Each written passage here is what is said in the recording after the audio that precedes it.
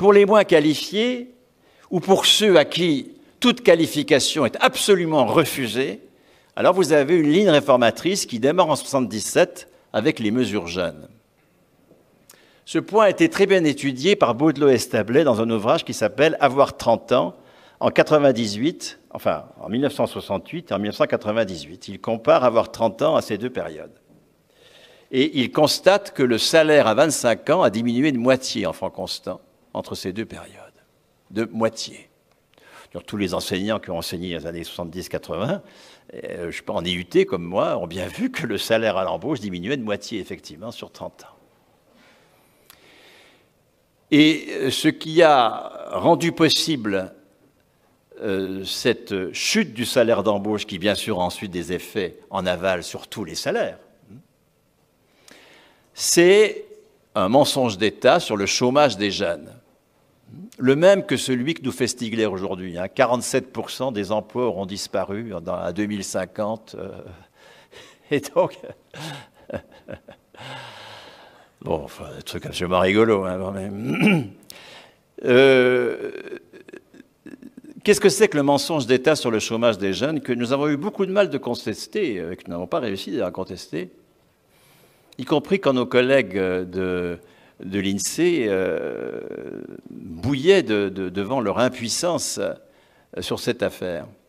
C'est un coup de force intellectuel qui a été construit dans les années 70, qui confond le taux de chômage et le poids du chômage. Le taux de chômage chez les 18-25 ans, à l'époque, il était de 25%. Au numérateur d'un taux de chômage, vous avez les chômeurs. Au dénominateur, vous avez les actifs. Ça, c'est un taux de chômage. Et de cela, on a tiré qu'un jeune sur 4 est au chômage. Là, ce n'est pas le taux de chômage, c'est le poids du chômage. Au numérateur, vous avez les chômeurs, et au dénominateur, vous avez la cohorte des intéressés, la totalité de la population.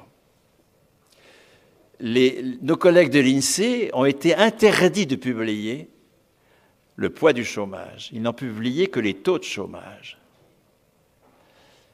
qui a permis ensuite, donc à cette entourloupe, pour ceux qui ne connaissent pas la différence entre un taux et un poids de chômage, bien sûr, vous voyez la différence, c'est que 30% des jeunes sont au chômage, 30% des jeunes sont actifs, 18-25 ans, 30% à peu près. Les autres sont à l'école. Donc un quart au chômage, ça veut dire que le quart de 30%, ça fait 8,5%.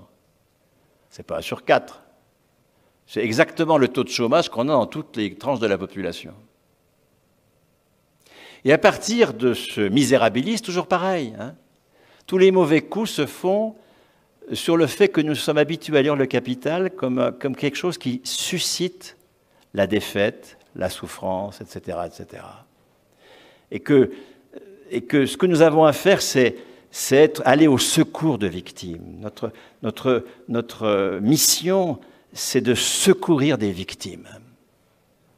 Ce raisonnement a permis cette incroyable opération des mesures jeunes, dans lequel on a disqualifié les jeunes. Alors même que leur certification était croissante, leur qualification diminuait considérablement. Pire, on ne les a plus payés à une qualification réduite, mais on les a payés au SMIC. Le SMIC, c'est un salaire qui est défini à partir d'un panier de besoins, précisément. C'est un non-salaire. Or, c'est imposé le SMIC, 0,5 SMIC, 0,6 SMIC, 1,2 SMIC. Vous voyez ? Nous sommes là dans une opération qui aboutit après 20 ans d'habituation au travail gratuit des jeunes, à la disqualification des jeunes, parce que mieux vaut un petit boulot que rien du tout, de ce mensonge d'État sur le chômage des jeunes. Nous arrivons alors à l'acmé, l'emploi jeune, l'emploi homosexuel,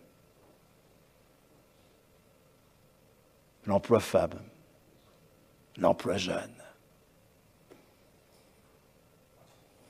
Vous voyez la construction, cette institution capitaliste du travail qu'il a fallu faire pour parler d'emploi jeune.